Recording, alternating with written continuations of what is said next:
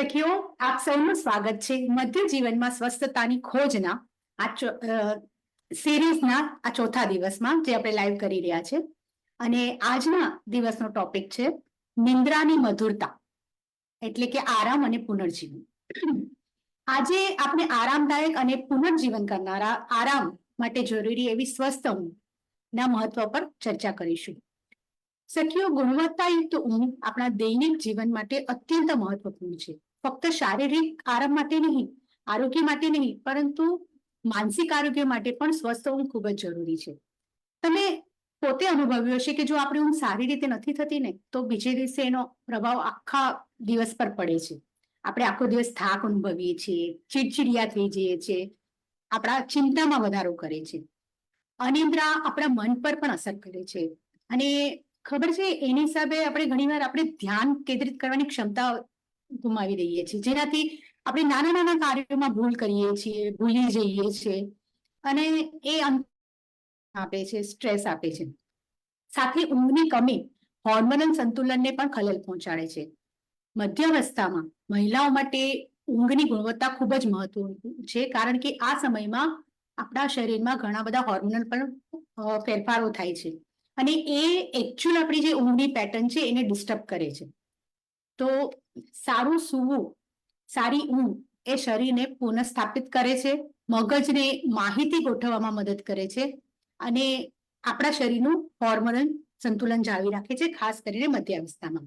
સાથે સાથે એક સારી ઉત્તમ પ્રકારની ઊંઘ રોગ પ્રતિકારક શક્તિને પણ મજબૂત બનાવે છે, આપણા તણાવ અને ચિંતામાં ઘટાડો કરે છે, અને એકંદરે આપણા આરોગ્ય અને સ્વાસ્થ્યને વધારવામાં આપણી સહાય કરે છે.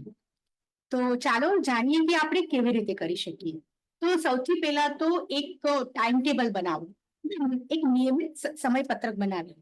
દરરોજ સુવાનો અને ઉઠવાનો એક નિશ્ચિત સમય નક્કી કરવો, જેનાથી આપણી શરીરની ઘડિયાળ, આપણા શરીરમાં એક સેટેટિક રિધમ હોય છે, એને એ જળવાઈ રહેશે, અને આપણા શરીરને સહેલાઈ રહેશે કે જો તમે એક ફિક્સ સમયે સુવાનો અને ઉઠવાનો અભ્યાસ ચાલુ રાખશો તો ધીમે ધીમે આપણી બોડીને એ પેટર્ન ખબર પડવા માંડશે કે ઓકે, કે આપણા શરીરને આ ટાઈમે ઊંઘની જરૂર છે, આપણે આ ટાઈમે, તો એ તમે ઓટોમેટિકલી તમને એ સમયે ઊંઘ આવવા માંડશે, અને તમે આ પ્રેક્ટિસથી એક સારી અને મજબૂત ઊંઘ, ડીપ સ્લીપ મેળવી શકશો. અને જનરલી કહેવાય છે કે 7 થી 9 કલાકની ગુણવત્તા ઊંઘ ખૂબ જ આપણા શરીર માટે અને આપણા મન માટે ઉપયોગી છે. તો તમે પણ 7 થી 9 કલાકની આ ગુણવત્તા ઊંઘ માટેનું લક્ષ્ય રાખી શકો છો. બીજું કે સુવા માટે એક અનુકૂળ વાતાવરણ તૈયાર કરવું ખૂબ જરૂરી છે, કારણ કે આપણે જઈને સીધા જ તો પથારીમાં નથી પડતા. અને જો તમે એમ સમજી શકો છો કે માનો કે તમે એક ગાડી તમારી સ્પીડમાં જઈ રહી છે, 100ની સ્પીડ પર જઈ રહી છે, અને અચાનક તમારે એને પાર્ક કરવી હોય તો તમે એને અચાનક પાર્ક નથી કરી શકતા, રાઈટ? તમે પેલા સ્પીડને ધીમી કરો છો, પછી ધીમે ધીમે તમે એને 0 પર લાવો છો અને પાર્ક કરો છો. તો એવી જ રીતે જયારે આપણે સુવા જઈએ તો આપણે સીધા જો સુવા જશું તો આપણા મનમાં ચાલતા કેટલાય વિચારો, દિવસ દરમિયાન થયેલી ઘટનાઓ, એ બધું આપણને તરત અને સરસ ઊંઘ આવવામાં ઉપયોગી નહીં થાય, અને આપણે સ્ટ્રગલ કરવી પડશે. તો એના પહેલા એક વાતાવરણ તૈયાર કરો.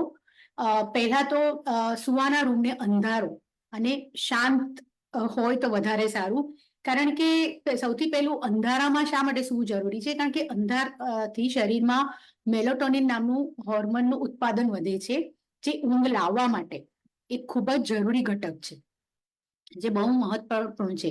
અને પ્રકાશની જ્યારે ગેરહાજરી હોય છે, જ્યારે લાઇટની ગેરહાજરી હોય છે ને, ત્યારે જ એનું સ્તર ઊંચું રહે છે. તો મેલેટોનિન એ જે હોર્મોન છે એ ઊંઘની ગુણવત્તા સુધારે છે અને આપણો આરામ પણ વધારે છે. તો પ્રયત્ન કરો કે તમે સુવા જાઓ ને, એટલે સુવો ત્યારે એ રૂમ અંધારો હોય, શાંત હોય, એટલે કે મોસ્ટલી ટીવીના કે ન્યૂઝ અને નોઇઝ, બીજા કોઈ અવાજો ન આવતા હોય. બધી જગ્યાએ શક્ય નથી, પણ જેટલું પ્રયત્ન કરી શકો એટલું કે એ શાંત, થોડો ઠંડો રાખી શકો તો, અને અંધારો હોવો જોઈએ. એના પછી આવે છે કે એવી પ્રવૃત્તિઓ, આરામદાયક પ્રવૃત્તિઓ કરો કે જે તમને સુવામાં મદદરૂપ રહે. તો સુવાની તૈયારીમાં મનને શાંત કરવાની આદતોને તમે વિકસાવી શકો છો, કે એક ઘણી કોઈ પણ નાની નાની વસ્તુ હોઈ શકે છે કે જો તમને નાઈને સુવાની આદત હોય તો એ પણ તમને ઘણું કામ ઇફેક્ટ આપે છે. પછી ઘણાને જર્નલિંગ કરો તો આખા દિવસમાં તમે શું કર્યું ને એ વિશેના વિચારો તમે જ્યારે લખી નાખો છો ત્યારે મગજમાંથી ઘણું બધું નીકળી જાય છે. તો એ રીતે તમે તમારા મગજને શાંત કરી શકો છો. ઘણી અમુક હળવી કસરતો તમે કરી શકો છો કે જે ડોકની છે કે હાથ પગની પથારીમાં બેઠા બેઠા કે જે તમને થોડું રિલેક્સ તમારા મસલ્સ તમે જો અચાનક કામમાંથી કેમ આવ્યા તો થોડું ટેન્સને થોડું રિલેક્સ કરે છે.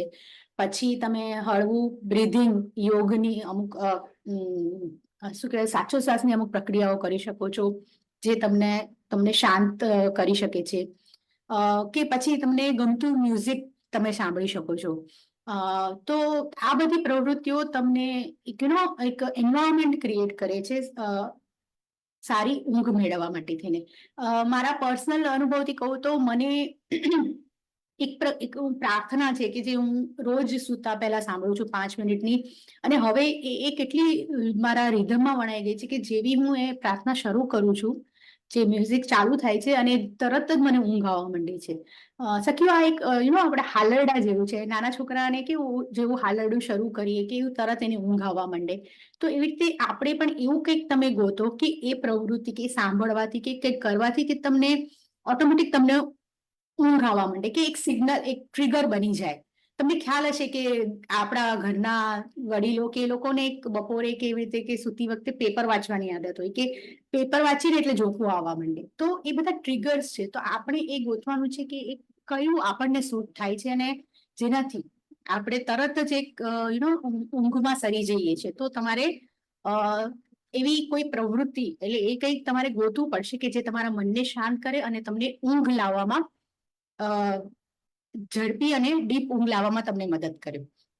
બીજું બહુ મહત્વનું છે અત્યારના જમાના માટે, આપણે બધા માટે જે આપણે સ્ટ્રગલ કરી રહ્યા છીએ કે સૂતા પહેલા ઓછામાં ઓછા 1 કલાક સ્ક્રીનથી દૂર રહેવું. કારણ કે અગેન સ્ક્રીનમાં જે લાઇટ હોય છે બ્લુ લાઇટ, એ આપણી આંખને ઊંઘને ખલેલ પહોંચાડી શકે છે.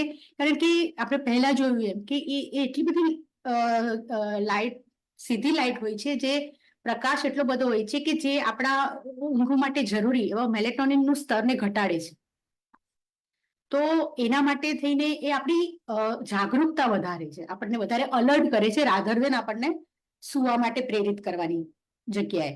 તો બને ત્યાં સુધી 1 કલાક પહેલા સ્ક્રીનનો ઉપયોગ ટાળો, અને એવું હોય તો થોડો મોબાઈલને દૂર રાખો કે તમે ઘડી ઘડી એને જોવાની તમને લાલસા ન થાય. નોટિફિકેશન્સને મ્યુટ ઉપર રાખો. સ્લીપ મોડમાં હવે તો ફીચર્સ ઘણા બધા આવે છે ફોનના, એને સ્લીપ મોડમાં રાખો કે અમુક કલાકથી અમુક કલાક એટલે રાતના આટલા વાગ્યાથી સપોઝ અમે રાખીએ છીએ કે 11 થી સવારના 7 સુધી કોઈ પણ જાતના નોટિફિકેશન તમને પિંગ ન થાય, તમને અવાજથી તમને ન ડિસ્ટર્બ કરે. તો આવું કંઈ સેટિંગ કરીને તમે ડિસ્ટ્રેક્શન તમારું ઘટાડી શકો છો. એના પછી બીજું પણ એક ઓલું આવે છે કે તમે ઉત્તેજના આપના સેવનને મર્યાદિત કરી શકો છો. કે સૂતા પહેલા ઘણાને ચા કોફી કે એવું કંઈક પીવાની આદત હોય છે કે જેનાથી તો એ તમને ઊંઘ આપવાની જગ્યાએ તમને એકદમ ફ્રેશ કરે છે. તો એવા પીણાનું સેવન ટાળવું જોઈએ. અને બીજું મહત્વનું કે ખાવાનું ભારે હેવી ખોરાક રાતના તમારે ટાળવો જોઈએ. કારણ કે એક તો એ તમને તમારી પાચન ક્રિયા એને બહુ વધારે સમય લે છે. અને જો તમે લ્યો છો ખોરાક એવો હેવી ખોરાક, તો એટલીસ્ટ ઓછામાં ઓછો 2 થી 3 કલાકનો ડિફરન્સ તો રાખવો જરૂરી જ છે સૂતા પહેલા. એટલે ખાઈને તરત સુવાનું જે છે એ હિતાવહ નથી, કારણ કે આપણા શરીરને થોડું પાચન માટે સમય જોઈએ છે. તો એ દરમિયાન થોડા હલનચલનની કે એક્ટિવ રહેવાની જરૂર છે કે જેથી આપણને મદદ કરે. તો રેગ્યુલર બી તમે એક તો હળવો ખોરાક રાખવાનો પ્રયત્ન કરો જમવામાં રાતના, અને બીજું સુવા અને જમવા વચ્ચે 2 થી 3 કલાકનો ગેપ રાખવાનો. તો આ તમને ડેફિનેટલી મદદ કરશે. તો સખીઓ, આજે આપણે જાણ્યું કે ગુણવત્તાયુક્ત ઊંઘ તમારા આરોગ્ય માટે કેટલી મહત્વપૂર્ણ છે. તો ચાલો આજ રાતથી જ એક આરામદાયક સુવાની નિયમિતતા, એક ફિક્સ ટાઈમ રાખવાનું નિશ્ચિત કરો અને શક્ય હોય તો 7 થી 9 કલાકની ગુણવત્તાયુક્ત બહુ સારી ઊંઘ લેવાનું લક્ષ્ય રાખો.